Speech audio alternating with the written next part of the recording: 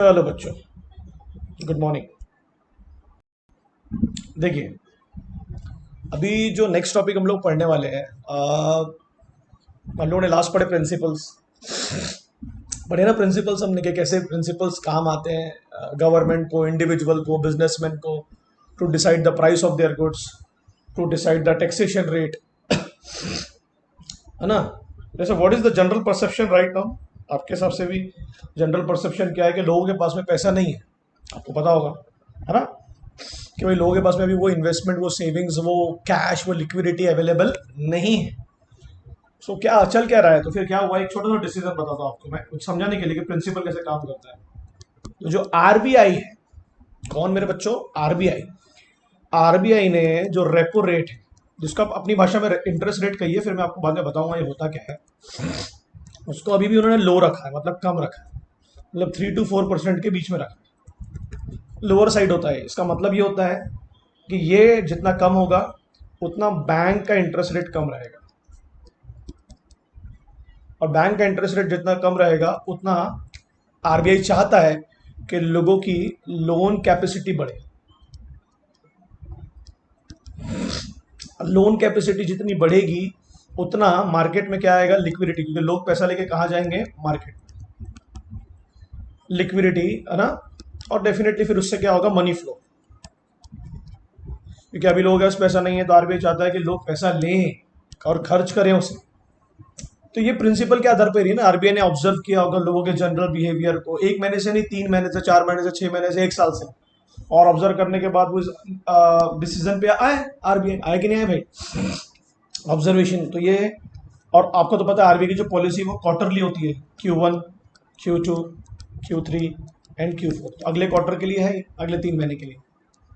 ठीक है, क्लियर हो रहा है मैं क्या बोल रहा हूँ आप लोगों को, है ना। अब राइट नाउ मैं आप लोगों को एक्चुअली बेसिक्स इतने इसलिए अच्छे से पढ़ा रहा हूँ मैं आप लोगों को कि बड़ा इंपॉर्टेंट है यार ये समझना। क्योंकि अगर अपन ये सब नहीं समझे ना, फिर रटना पड़ेगा, रट नहीं सकते अपन, नहीं रट सकते ना। ठीक है, आज मैं आप लोगों को पढ़ाने वाला हूँ बड़ा इंपॉर्टेंट टॉपिक जो आपको पूरे माइक्रो इकोनॉमिक्स में घूमने वाला है, इक्विलिब्रियम पोजीशन। एक बार रिपीट करेंगे मेरे साथ, क्या पढ़ाने वाला हूं मैं, इक्विलिब्रियम पोजीशन। इक्विलिब्रियम, अब इक्विलिब्रियम वर्ड आया आपके जहन में, एक चीज तो होगा कि जहां पर कुछ चीजें इक्वल होती होंगी, मिलती होंगी। ऐसा लिख सकते हैं, व्हेन टू और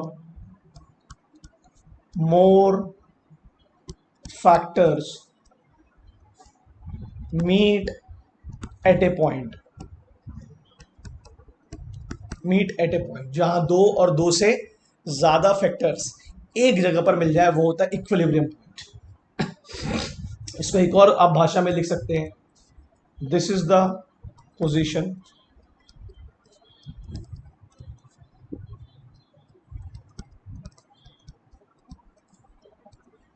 on which no one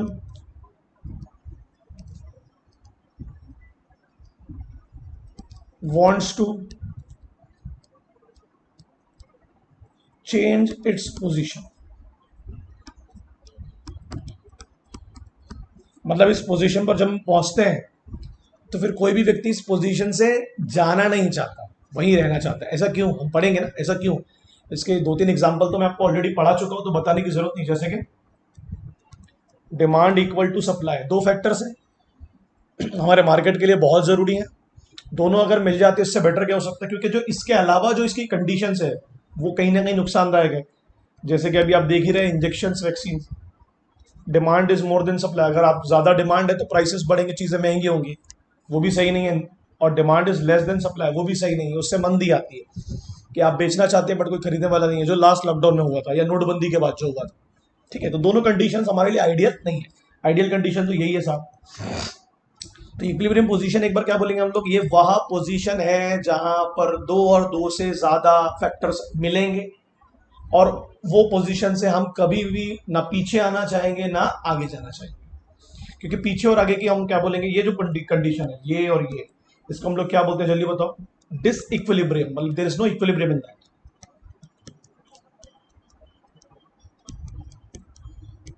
dish equilibrium. बराबर है। तो अब थोड़ा सा एग्जांपल के थ्रू समझने की कोशिश करेंगे कि इक्विलिब्रियम पॉइंट है क्या। एक चीज तो आपको ये क्लियर हो गई कि ये मार्केट के लिए इक्विलिब्रियम पॉइंट क्या होता है, व्हेन डिमांड मीट्स सप्लाई। ये लिख लेंगे आप अपने कंडीशन में, डिमांड मीट्स सप्लाई मार्केट के लिए। अब कुछ छोटे से उदाहरण, जैसे अब अपन एक काम करते हैं, लेट्स एक कंज्यूमर के लिए देखते हैं कि what is the equilibrium point for a consumer, यानी मैं और आप। पहले तो मैं आपको एक छोटा सा उदाहरण देता हूं, हम माइक्रो इकोनॉमिक्स पढ़ेंगे। माइक्रो इकोनॉमिक्स में सबसे खास बात क्या होती है, हर बिहेवियर को, मतलब ह्यूमन बिहेवियर को उन्होंने हर बिहेवियर को ग्राफिकल रिप्रेजेंटेशन के थ्रू एक्सप्लेन किया है। ग्राफिकल रिप्रेजेंटेशन, और ग्राफिकल रिप्रेजेंटेशन को अगर आप जाए मैथमेटिकली थोड़ा देखें, दिस इज द ग्राफ। दो एक्सिस होते हैं इसमें, एक्स और वाई, है ना, ओरिजिन। तो इसका मतलब क्या होगा कि दो ही फैक्टर के बारे में हम चर्चा कर सकते हैं, उससे ज्यादा नहीं, है ना। बाकी फैक्टर्स को हम लोग क्या कंसीडर करेंगे, या तो वो एग्जिस्टेंस में नहीं है, या हम उनको मान लेंगे कि वो मूव नहीं कर रहे हैं, चेंज नहीं हो रहे हैं। अब ये क्या होगा आपको समझेगा, बिकॉज ऑफ ग्राफिकल लिमिटेशंस हमको सिर्फ दो ही फैक्टर लेने हैं। अब ऐसा तो नहीं है ना कि आप लोगों की और मेरी जो सेटिस्फेक्शन है, यानी हमारी जो जिंदगी में हमको जो चीज़ें चाहिए वो सिर्फ दो ही फैक्टर्स पे बेस्ड है, क्या नहीं, मल्टीपल फैक्टर्स है। अगर हम क्या करेंगे, उन फैक्टर्स को निकालेंगे, पहले समझेंगे कि क्या इंपॉर्टेंट है, और फिर उसकी इक्विलिब्रियम पोजीशन देखेंगे। जैसे टू फैक्टर्स का मतलब क्या बोला मैंने, टू इंपॉर्टेंट फैक्टर्स। अभी अपन समझाता हूँ ना, मैं आपको बहुत अच्छे से समझाता हूँ। Two important factors who depend on each other, जो एक दूसरे पे क्या है, डिपेंड है। जैसे एग्जांपल ले लेते हैं, अब मार्केट क्या सिर्फ डिमांड सप्लाई से चलता है ना, ऐसा तो नहीं है, ट्रांसपोर्टेशन से भी चलता है, कम्युनिकेशन से भी चलता है, अवेलेबिलिटी ऑफ लेबर से भी चलता है ना, गवर्नमेंट पॉलिसी से भी चलता है। मगर इनसे ज्यादा इंपॉर्टेंट कुछ नहीं। अगर लोगों ने मार्केट आना ही खत्म कर दिया, लोग जाने जा ही नहीं रहे, जैसे अभी एग्जांपल के तौर पर अभी देयर इज नो सप्लाई, दुकानें बंद है ना, भले लोग शायद खरीदना चाहते हो, तो मार्केट चल पा रहा है कि क्या, मार्केट एग्जिस्टेंस में, जब दुकानें बंद है तो मार्केट जाके करेंगे क्या। So there is no supply, so there will be no demand. Even you want to purchase something, बंद है। उसको उल्टा कर दो, लास्ट लॉकडाउन में, एग्जांपल दे रहा हूँ कि आप बेचना चाह रहे, खोलना चाह रहे, दुकान खोल के बैठे आप अगस्त में, जून में, है ना, जुलाई में, बट लोग ही नहीं जा रहे, लोगों के पास पैसा नहीं है। ऐसा नहीं है, तो ये दो फैक्टर्स से ज्यादा कोई इंपॉर्टेंट है नहीं, है ना। फैक्टर्स और भी इंपॉर्टेंट है, अब हमको कोई दो लेना था तो हम, और वो दोनों एक दूसरे पर डिपेंड भी है, तो हमने कौन से दो लिए, डिमांड एंड सप्लाई। बट ऐसा नहीं है कि मार्केट सिर्फ डिमांड सप्लाई से चलता है। यस, गवर्नमेंट की पॉलिसी, गवर्नमेंट का डिसीजन चल रहा है ना, गवर्नमेंट ने बोला ना बंद करो मार्केट को, तो उससे अफेक्ट हुआ ना। मगर हम बात कर रहे हैं उन फैक्टर्स की जो सबसे इंपॉर्टेंट है और एक दूसरे पे पूरी तरीके से डिपेंड है। तो हमें दो फैक्टर लेने थे, क्योंकि ग्राफ में एक्सिस तो दो ही है, तो हमको लगा कौन से लें, तो हमने सोचा मार्केट के लिए सबसे इंपॉर्टेंट क्या है, डिमांड एंड सप्लाई। ठीक है, वैसे कंज्यूमर के लिए सबसे इंपॉर्टेंट क्या है, कंज्यूमर के लिए तो बहुत सारे फैक्टर्स है, उसका टेस्ट है, उसकी लाइफस्टाइल है, उसकी इनकम है, उसकी हैबिट्स हैं, उसका एडिक्शन है, there are many factors. But हम यहाँ पर दो फैक्टर्स को लेके चलेंगे। आप कोई भी चीज़, अपन क्या पढ़ते थे इकोनॉमिक्स में, it's all about satisfaction to fulfil the wants, unlimited wants with having resources, तो बेसिकली अगर मैं इसको थोड़ा सा, क्या बोला मैंने आपको, रिसोर्सेस, और क्या बोला, आपकी वांट्स, ये दोनों आपके लिए सबसे इंपॉर्टेंट हो गया है ना। मेरे पास रिसोर्सेज हैं और मुझे कुछ अनलिमिटेड वांट्स को अचीव करना है। ये हुआ इकोनॉमिकल लैंग्वेज में जो अपन पढ़ते आते हैं। मगर अब अपन देखते हैं कि कौन सी चीज़ें इंपॉर्टेंट है आपके लिए। ठीक है, समझने की कोशिश करते हैं। मुझे बताओ, आप कोई भी चीज़ को क्यों खरीदते हो, थोड़ा सा एग्जाम्पल देके समझाओ। आप कोई भी चीज़ को क्यों खरीदते हो, आप मूवी देखने क्यों जाते हो, आप खाना खाने क्यों जाते हो, आप कपड़े पे लेने के लिए क्यों जाते हो, बोलो कॉफ़ी पीने क्यों जाते हो, क्या चाहिए आप, मज़ा आ रहा है दुकान में घुस के, मज़ा आ रहा है थिएटर में जाके, नहीं ना, कुछ तो चाहिए ना, क्या चाहिए बोलो ना यार, रिपीट करो, क्या चाहिए, जल्दी बोलो, जल्दी बोलो, क्या चाहिए, सेटिस्फेक्शन। मूवी देख के क्या चाहिए, एंटरटेनमेंट, खाना खा के अच्छा क्या चाहिए, टेस्ट चाहिए। तो there are many reasons. Ultimately क्या चाहिए आपकी, ह्यूमन सेटिस्फेक्शन, कॉफी पी के अच्छा लगना चाहिए, कपड़े पहन के खुशी मिलनी चाहिए, that is a satisfaction point of view, बराबर है। और क्या देके सेटिस्फेक्शन मिलता है आपको, जल्दी बताओ, अपना दिल देके, अपनी जान देके, अपना मान देके, जल्दी बोलो, क्या देके मिलता है भाई, सर जी, मनी, पैसा, कि जितना हम दे रहे हैं उतना तो मिले। जितना हम दे रहे हैं उतना तो मिले। आप मूवी देखने के लिए गए फॉर एग्जाम्पल के तौर पर, है ना, देखो कितना अच्छा एग्जाम्पल है, 200 रुपये की टिकट थी, बराबर है। अब तीन कंडीशन आएगी इसमें भी, देखना है, ध्यान देना, और आप बताना कि कौन सी कंडीशन तक अपन देख सकते हैं मूवी। अब मूवी आपको तीन घंटे, या तो आपने 200 रुपये दिए और आपको पिक्चर बहुत ही थर्ड क्लास लगी, बोले एक बार भी नहीं देखने लायक है, तो आपका पैसा ज़्यादा चले गया, है ना, your money is more than your satisfaction. यार ये क्या बात हो गई, ठीक है। आप मूवी देखने गए, आपको सेटिस्फेक्शन ज़्यादा मिल गया, सॉरी ऐसे करते हैं, अभी आप एक दो बार और देख सकते हो पिक्चर को। मैं बाहुबली 2 4 बार देखा, मतलब चौथी बार तक मेरे को ऐसा लग रहा था कि मेरे पैसे से ज़्यादा मुझे सेटिस्फेक्शन मिल रहा होता है ना भाई, ऐसा होता है ना, ठीक है। और तीसरी कंडीशन क्या होगी, जितने पैसे दे रहा हूँ उतना सेटिस्फेक्शन मिल रहा है, मतलब ये this is the ideal position, कि बस भैया इसके आगे नहीं जाना है, क्योंकि इसके आगे आपको मजा नहीं आएगा, पैसे वेस्ट हो जाएंगे। हुआ ना, दो फैक्टर मिले एक दूसरे से, तो ये जो मिले ना, कि जितना पैसा दिया उतना सेटिस्फेक्शन, इसी को हम क्या बोलते हैं, जल्दी बोलो, इसी को हम क्या बोल रहे हैं, जल्दी बोलो, इक्विलिब्रियम पॉइंट।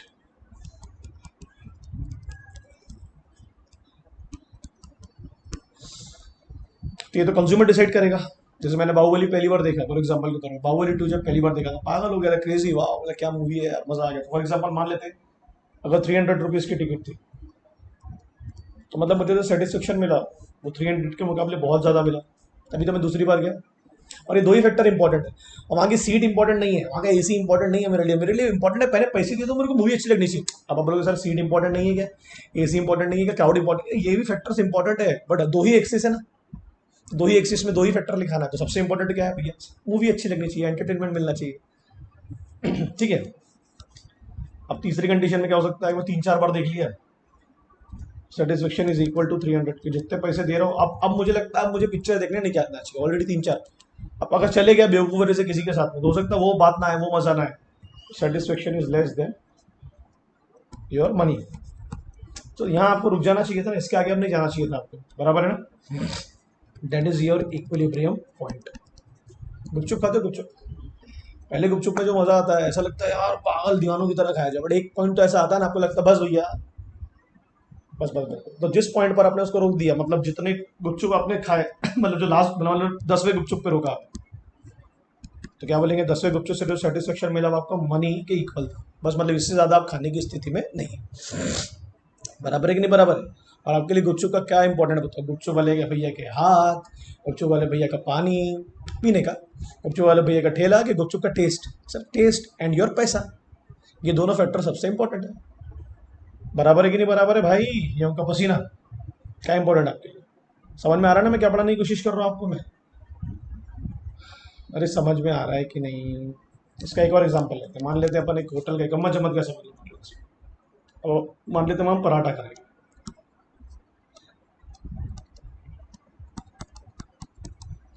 देखना अच्छा एग्जांपल है, समझ में आएगा, मजा आएगा। अब पराठे की यूनिट्स, तो कितने पराठे खाओगे आप। मैं जब जिम जाता था ना बहुत ज़्यादा, तो मैं एक जाके पैसे जमा करता था हफ्ते में, और हफ्ते में 2 बार हम लोग वहाँ 4 4 पराठे खाते थे, जब वो 20 रुपीज़ का था, जब वो पुराना वाला था, छोटी वाली दुकान। यूनिट्स, नंबर ऑफ पराठे, मतलब कितने पराठे का प्राइस जो है वो साहब है 20 रुपये, पराठे से मिलने वाला सेटिस्फेक्शन, देखते हैं, समझने की कोशिश करते हैं, और एडिशनल सेटिस्फेक्शन ये भी बताऊंगा क्या है।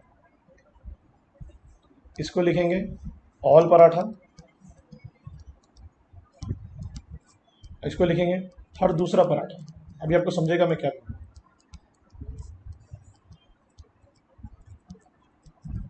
समझना, मान लो आपको भूख लगी कुत्ते के जैसे, पागल हो गए आप, दीवाने हो गए, बोले कोई भी खिला दो प्लीज मेरे को, फोकट में खिला दो, पैसे ले लो मेरे से, कुछ भी कर लो, लोन ले लो, बट खिलाओ। अब जब भूख लगती है इंसान को, आपने पहला पराठा खाया, खाया ठूसा आपने, अरे ठूसा कि नहीं, तो पहला पराठा जब आपने खाया, तो आपको जो, अब आपने उसके पैसे कितने देने, 20 ही देने, 20 ही देने ना भाई। आपको जो सेटिस्फेक्शन मिला वो मिला 40। अपन नंबर में मेजर इसलिए कर रहे हैं क्योंकि ग्राफ में बनाना है, समझा रहा हूँ। तो नहीं तो नॉर्मली बोल के बोलेंगे तो कैसे बोलेंगे, मजा आ गया। अब मजा आ गया को कैसे मेजर करूंगा मैं, यार क्या पेट भर गया, सो कैसे मेजर करूंगा, तो एक नंबर ले लेते हैं ना समझने के लिए। तो एडिशनल सेटिस्फेक्शन कितना मिला आपको, जल्दी बोलो, 40 - 20 कितना आएगा, 20 मिला ना पहले पराठे से। अब मुझे बताओ जो पहले से मिला वो दूसरे से मिलेगा, क्योंकि थोड़ा पेट तो भर गया, थोड़ा मजा तो आ गया, डेफिनेटली थोड़ा कम होगा। ऐसे तो चलता है भाई, ऐसे तो समझते हैं लॉ को। अभी भी तो आप पैसे बीसी दोगे ना कि दूसरे पराठे पे एकदम से प्राइस बढ़ जाए? नहीं नहीं नहीं, बीसी नहीं। अब थोड़ा सेटिस्फेक्शन तो कम हुआ होगा, 30 हो गया, तो एडिशनल कितना हो गया? 40 - 30 कितना आ जाएगा? 10। यानी दूसरे पराठे से कितना मिला आपको? 10। पहले से कितना मिला? अरे बोलना भाई। 20। तो दोनों से कितना मिला? 30। ये टोटल सेटिस्फेक्शन 30 होगा। आप समझा कैसे निकाल रहा हूँ? अब तीसरा पराठा खाया आप, है ना? डेफिनेटली अब थर्ड से जो मिलेगा वो डेफिनेटली 1 और 2 के मुकाबले कम रहेगा। तो पैसे तो मैं 20 ही दे रहा हूँ इसके भी। ये कितना हो जाएगा? 20। तो 20 मिल रहा है ना? और 20 आप दे रहे हैं पैसा, तो यहाँ कितना आ जाएगा? 0। तो थर्ड पराठे से आपका पेट भर गया भैया। अब आपको फोर्थ में नहीं जाना। अब देखो, जल्दी देखो, पराठे का प्राइस और आपका सेटिस्फेक्शन आ गया इक्विलिब्रियम में, दोनों फैक्टर्स। अब आपको आगे जाने की जरूरत नहीं है, आगे ना दोनों पॉइंट, दोनों equilibrium, price equals to satisfaction. और यही दो चीजें इंपॉर्टेंट है कंज्यूमर के लिए। अब वहाँ पंखा चल रहा है कि नहीं चल रहा है, बाजू में कौन बैठा है, क्लास की लड़की आई है कि नहीं आई है, फोन पे क्या आई है, सब मेरे लिए इंपॉर्टेंट नहीं है। पानी ठंडा था कि नहीं था, मेरे लिए इंपॉर्टेंट था पराठे का टेस्ट, और उसमें मुझे मजा आया। प्लेट गंदी थी कि नहीं गंदी थी, देने वाले का पसीना बह रहा था कि नहीं बह रहा था, ये फैक्टर्स मेरे लिए इंपॉर्टेंट नहीं है। भीड़ थी कि नहीं थी, इंपॉर्टेंट क्या है? जितना दे रहा हूँ उतना मुझे मिलना चाहिए। तो अगर मैं अब चौथा खाता हूँ, चौथा ठूसता हूँ, अगर मैं अब उतने लेड़े लोग होते हैं इनको फुकड़ में मिल जाता है, तो पैसे कितने आ रहे? 20। सेटिस्फेक्शन तो कम ही होगा सर। तो मान लेते हैं 20 से कितना हो गया? 10। नहीं मिलेगा ना? 10 - 20 कितना आ जाएगा? -10। तो ये जो है, क्योंकि आपका पेट भर गया था ना, ओवर ईटिंग कर लिया आपने जबरदस्ती के, इसको अपन क्या बोलेंगे? डिससेटिस्फेक्शन। क्योंकि कुछ सेटिस्फेक्शन मिला ही नहीं मेरे भाई, बेवकूफ़ी है। अभी तो पता है ना, इक्विलिब्रियम वो पोजीशन होती है जहां से आप अपने आप को चेंज नहीं करना चाहते। तो ना आप सेकंड पे रहना चाहते थे, ना आप फोर्थ पे रहना चाहते, आप चाहते थर्ड पे, बस भाई आप एंड पॉइंट हो गया। क्योंकि सेकंड पे रहते तो ऐसा रहता, "ओ, काश एक और खा लेता यार, भूख लगी थी और दिल था।" और फोर्थ पे आ गए तो "अरे, क्यों खा लिया यार, क्या यार बेवकूफ़ गधा हूं मैं।" समझा? और कंज्यूमर के लिए सबसे इंपॉर्टेंट क्या होता है भाई? जितना मैं दे रहा हूं उतना तो मुझे मिले, जितने मैंने पैसे दिए उतना वर्थ तो हो। बाकी फैक्टर्स भी इंपॉर्टेंट है मेरे लिए, थिएटर का स्नैक्स भी इंपॉर्टेंट था, मगर पिक्चर ही अच्छी नहीं रहेगी तो मतलब क्या है? और अपन दो फैक्टर क्यों ले रहे हैं उसका तो मैंने रीजन आपको बता दिया, क्योंकि दो ही एक्सेस हमारे पास में अवेलेबल है, एक एक्स एक्सिस और एक वाई एक्सिस। समझ में आ रहा है कि बच्चों? तो माइक्रो इकोनॉमिक्स हम जो पढ़ेंगे वो कितने फैक्टर्स पे बेस्ड होगा, उसके जितने लॉ होंगे, जल्दी बोलो। दो फैक्टर्स, और वो दोनों फैक्टर्स क्या होंगे? एक दूसरे पे सबसे ज्यादा डिपेंड। अच्छा, ये कैसे पता चला आपको कि दो ही फैक्टर इंपॉर्टेंट है? बताओ, चलो कितने लोग आंसर देंगे? ये कैसे पता कि आपने के कंज्यूमर के लिए दो ही फैक्टर इंपॉर्टेंट है? मतलब वो, उसके लिए सीट इतनी इंपॉर्टेंट नहीं है, स्नैक्स उतने इंपॉर्टेंट नहीं है, मूवी का एंटरटेनमेंट बहुत इंपॉर्टेंट है, पराठे का टेस्ट बहुत इंपॉर्टेंट है। पराठे का साइज इंपॉर्टेंट है कि टेस्ट? टेस्ट ना, साइज भी एक फैक्टर है। मतलब ये कैसे पता चला बिजनेस को, बिजनेसमैन को, फैक्ट्रीज को, मैन्युफैक्चरिंग इंडस्ट्रीज को? जल्दी बोलो यार, कैसे पता चला? अरे भाई, कैसे पता चला? By observing. लोगों को ऑब्जर्व किया ना, लोग क्यों आते थिएटर, लोग क्यों आते restaurant? Observing people again and again, उन्हें अंदाजा हो गया, और वही क्या बन गया फिर उनका? जल्दी बोलो। प्रिंसिपल। और उसी प्रिंसिपल के आधार पर वो अपने क्या लेंगे? Business decisions. पराठे का प्राइस बढ़ा देंगे, बढ़ा दिया गम्मा जमत वाले ने पराठे का प्राइस, है ना? बाहुबली 2 के नहीं पता था, लोग दीवाने हैं, पागल हो चुके हैं, उन्होंने बढ़ा दी था टिकट का प्राइस। लोग आ रहे हैं, 3 3 4 4 बार आ रहे हैं, लोगों को सेटिस्फेक्शन मिल रहा है। समझ रहा है क्या भैया? और जहां आपको लगता है कि कंज्यूमर इंटरेस्टेड नहीं है, वहां प्राइसेस। तो observing people again and again, and that becomes a law.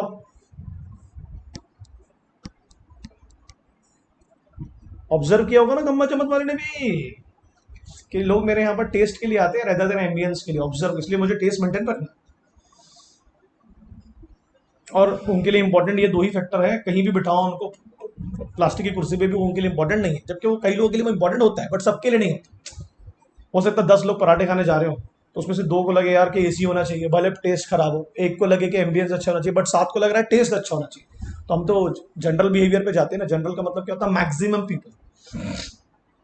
और ये समझा मैंने कैसे लिखा? पक्का? अब इसको डायग्रामेटिकली अगर बनाएंगे तो कैसे बनाएंगे भाई?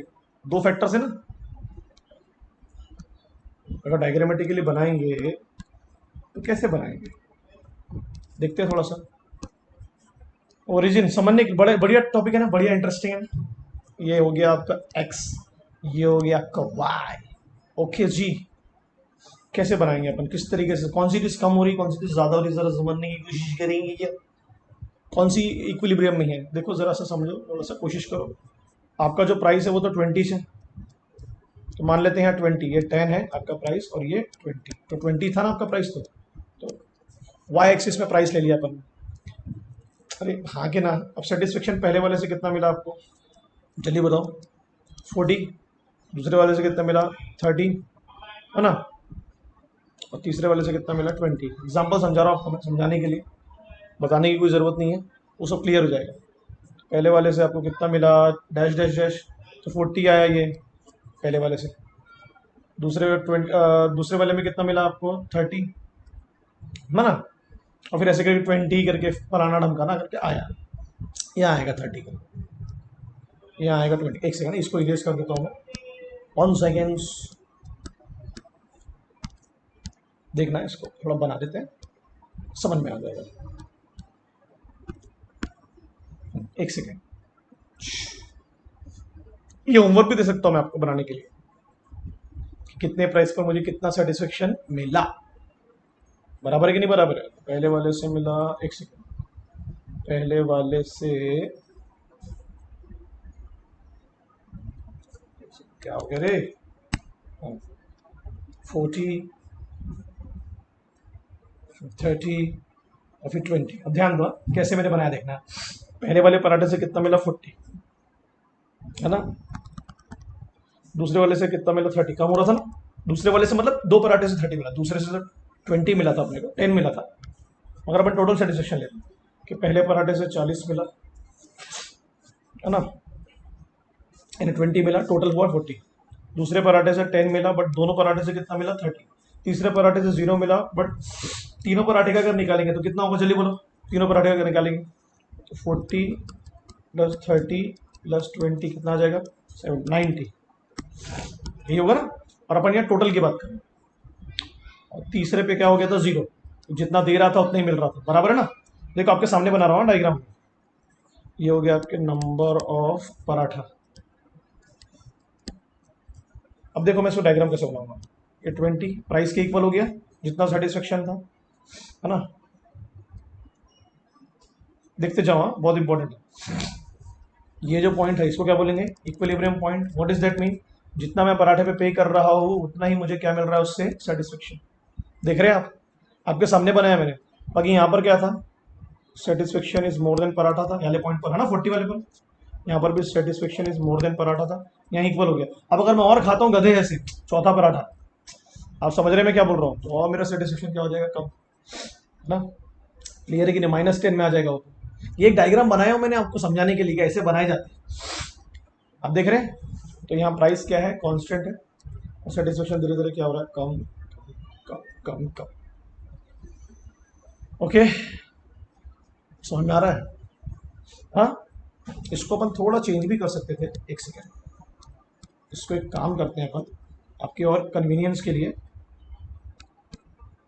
हाँ, पहले पराठे से कितना मिला 20 मिला ना, दूसरे से कितना मिला 10, ऐसा भी ले सकते हैं समझाने के लिए 0, और यहाँ लिख सकते हैं पहला पराठा दूसरा और तीसरा, ये समझाने के लिए बताओ, मल्टीपल मल्टीपल क्या आपको कन्फ्यूजन में, है ना। पहले से 20 मिला, दूसरे से, क्योंकि अपन एक एक पराठे का ले रहे हैं ना इसलिए। ओके, और टोटल सेटिस्फेक्शन पे गए थे तो क्या क्या गया था 40 30 20, यहाँ पर सेटिस्फेक्शन इक्वल टू प्राइस। ये आप समझाने के लिए बता रहा हूँ कि डायग्राम कैसे बनाना है, बाकी डायग्राम आपको मैं उम्मीद कर रहा हूँ समझा होगा। ओके, बस ठीक है, ये आपकी इक्विलिब्रियम पॉइंट है, इसको ध्यान रखो। इक्विलिब्रियम पॉइंट समझा, कैसे 2 फैक्टर्स मिले और हमने अदर फैक्टर्स को क्या किया, इग्नोर किया। अदर फैक्टर्स तो बहुत सारे थे, बताया ना, एसी है, वहाँ की भीड़ है, वहाँ का एम्बियंस है ना, पराठे का साइज है, बहुत सारी चीज़ों से। आपको ये वाला ये टेबल सबसे इंपॉर्टेंट है, ये समझ गया तो खेल खत्म। ओके, जहाँ 2 पॉइंट मिले that is equilibrium point, equilibrium satisfaction. और ये डायग्राम्स तो हम और बहुत सारे पढ़ेंगे, है ना, स्टैटिस्टिकल वे में एक्सरसाइज के थ्रू समझते जाएंगे इसको। ये अपन अपने से भी बना सकते हैं, अपना थ्योरी भी हो सकता है, अपना बिहेवियर भी हो सकता है, ये सब लिख लेना अपनी कॉपी में। ऐसे कितनी सारी चीज़ें होंगी, जैसे ये तो कंज्यूमर का इक्विलिब्रियम पॉइंट हुआ, और हमें कैसे पता चला कि कंज्यूमर के लिए प्राइस सबसे इंपॉर्टेंट है, बिहेवियर को ऑब्जर्व करके। कैसे ऑब्जर्व किया, अगेन एंड अगेन, देखो सब कनेक्टेड चीज़ें। प्रोड्यूसर के लिए क्या इंपॉर्टेंट होता है, सेलर के लिए, कि जितना मेरा कॉस्ट है उतना मेरा प्रॉफिट हो, मतलब उतना तो कम से कम, जितना मेरा खर्चा है उतना तो मेरा पैसा निकाले। ये ना, क्योंकि ये दो फैक्टर उसके लिए सबसे इंपॉर्टेंट है। कौन कौन से दो? कि जितना उसे लग रहा है और जितना वो कमा रहा है। और अगर ज्यादा आ रहा है तो फिर तो कोई दिक्कत ही नहीं है, इससे कम नहीं होना चाहिए। कॉस्ट से कम हो गया अगर आपका प्रॉफिट तो फिर तो धंधा बंद करना पड़ेगा, है ना। और सबसे इंपॉर्टेंट, और ऐसा तो नहीं है अब आप बोलोगे सर बिजनेसमैन के लिए सिर्फ किस कॉस्ट ही इंपॉर्टेंट है क्या? गवर्नमेंट की पॉलिसी भी तो इंपॉर्टेंट है, मौसम भी तो इंपॉर्टेंट है। अबे है, मगर सबसे इंपॉर्टेंट तो यही है ना। तभी तो धंधे बंद हो जाते हैं जब लोगों के कॉस्ट ज्यादा हो जाते हैं। ये भी तो, ये कैसे पता चला कि प्रोड्यूसर के लिए कॉस्ट सबसे इंपॉर्टेंट है, प्रॉफिट कैसे पता चला? बिहेवियर ऑब्जर्व करके, अगेन एंड अगेन। मैंने अपने मन से तो नहीं बताया, किसी ने किसी इकोनॉमिस्ट ने बिहेवियर ऑब्जर्व किया होगा, है ना। बिजनेस बंद क्यों होते हैं? When they unable to recover their cost, when they unable to recover their cost.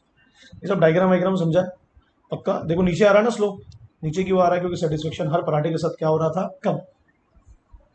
कम हो रहा था कि नहीं हो रहा था? पहले मैंने जो डायग्राम बनाया था 40-30-20 वाला, वो टोटल सेटिस्फेक्शन था। समझ रहे हैं? वो भी गलत नहीं था, है ना।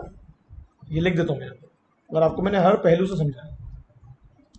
और अभी ये लिखा है, ये इंडिविजुअल पराठे का सेटिस्फेक्शन कि एक पराठे से कितना मिल रहा है, और दोनों जरूरी है आपके लिए। इक्विलिब्रियम पॉइंट समझा कि कैसे यहाँ पर प्राइस मिला, सेटिस्फेक्शन। ठीक है, ये लिख लेना, मुझे बताना थोड़ा समझा क्या है, क्योंकि आगे हम और इक्विलिब्रियम पॉइंट पढ़ेंगे। अब दो कंडीशन होगी ना, तीन कंडीशन होगी सेलर की भी, ये भी बता देता हूँ कि आपके जहन में।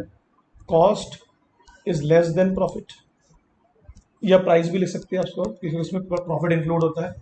Cost is equals to price and profit, और cost is greater than price and profit. आप बताओ कौन सी कंडीशन आइडियल है कि इतना तो रहना चाहिए, इतना सबसे इंपॉर्टेंट तो यही है। हम तो चाहते यही हो कि हमेशा हमारा प्राइस ज्यादा हो, प्रॉफिट ज्यादा हो, कॉस्ट कम।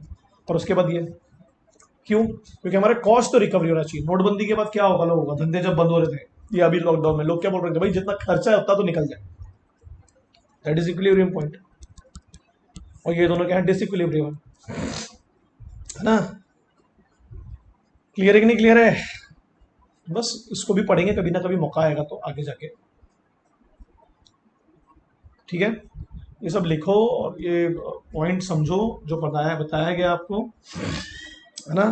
अच्छा, आप अपना सेटिस्फेक्शन यहाँ क्यों नहीं रोक रहे थे? ये वाले पराठों पे जल्दी बोलो, बोलो क्यों किए? एक सेकेंड,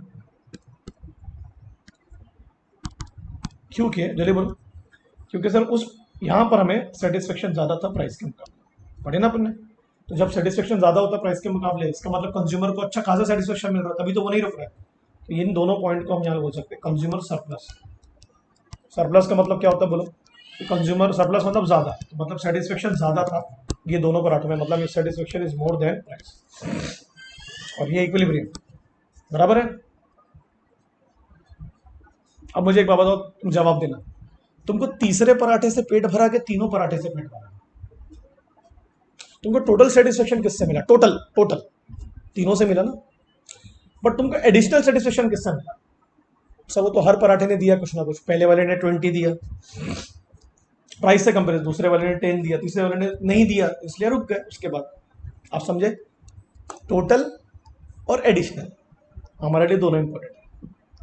मगर हमने जो अपना डिसीजन लिया वो किसके आधार पर लिया? एडिशनल के आधार पर, तभी तो जीरो हो गया ना।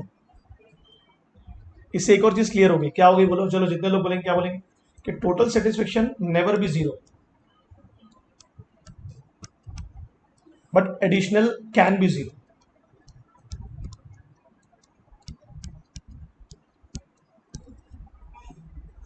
बहुत इजी है भाई। अबे मैथमेटिकली नहीं पढ़ना है अपने को इकोनॉमिक्स में, बट बता रहा हूँ तुमको कि दो ही फैक्टर्स क्यों लिए हमने, क्योंकि ऑब्जर्व किए, क्योंकि हमारे पास एक्सिस था, एक्सिस में दो ही फैक्टर्स थे, ग्राफ में दो ही फैक्टर्स है, वो दो फैक्टर क्या है, एक दूसरे पे सबसे ज्यादा डिपेंडेंट है। बाकी फैक्टर्स को हम क्या अज्यूम करेंगे? अब जल्दी बोलो, कांस्टेंट, या वो एग्जिस्टेंस में नहीं है, वो हमारे लिए उतने इंपॉर्टेंट नहीं है। कैसे पता चला कि यही दो फैक्टर इंपॉर्टेंट है कंज्यूमर के लिए या प्रोड्यूसर के लिए? उनको ऑब्जर्व करके, प्रिंसिपल्स के थ्रू। और हमने बना दिया एक लॉ, अनरिटन रूल बन गया सोसाइटी का। क्या रूल बन गया? कंज्यूमर आया मतलब उसको सिर्फ क्या चाहिए? सेटिस्फेक्शन। सबके लिए नहीं बोल रहा, बट मैक्सिमम लोग के। और किसके मुकाबले सेटिस्फेक्शन चाहिए? जितना वो पैसा दे रहा है। ठीक है ना, यही पढ़ना है अपने को, और ये सब भी लिख के रख लेना, और कोई डाउट आएगा तो मेरे को बताना। ठीक है, कोई भी क्वेश्चन आता तो पूछा करो, जरूरी नहीं है। ओके, और ये एक्स एक्सिस में मैंने जो लिखा हूँ ये सब याद रखना, ये एडिशनल का है, ये टोटल का है और ये नंबर ऑफ पराठे। कोई एक भी लिख सकते हैं आप, कोई दिक्कत नहीं, तीनों में से कोई एक भी लिख सकते हैं आप। मैंने तीनों पॉसिबिलिटी बता दिया।